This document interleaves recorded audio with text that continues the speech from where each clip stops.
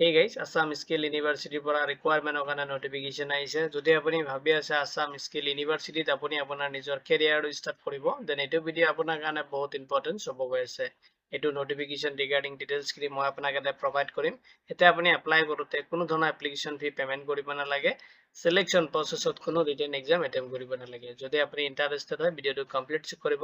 notification regarding কোনো ধৰণৰ question থাকিলে ভিডিওটোৰ comment section ত comment কৰি দিব within 48 hours ৰ ভিতৰত আপুনি job alert SK টিমৰ পৰা response পাব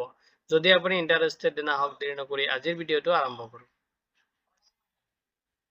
এতিয়া চাব requirement overview খিনি organization Assam Skill University পৰা আহিছে notification আৰু job location টো আপোনাৰ মংগলদৈ আসামত হ'ব post name টো দি আছে আপুনি guest faculty post ত apply কৰিব পাৰিব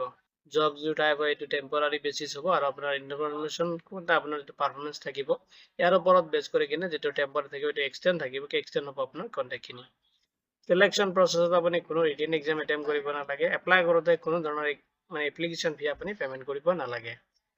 এতিয়া চাব post name খিনি কি post আছে post খিনি divide কৰি দি আছে guest faculty mathematics ৰ কাৰণে আছে guest faculty english ৰ কাৰণে আছে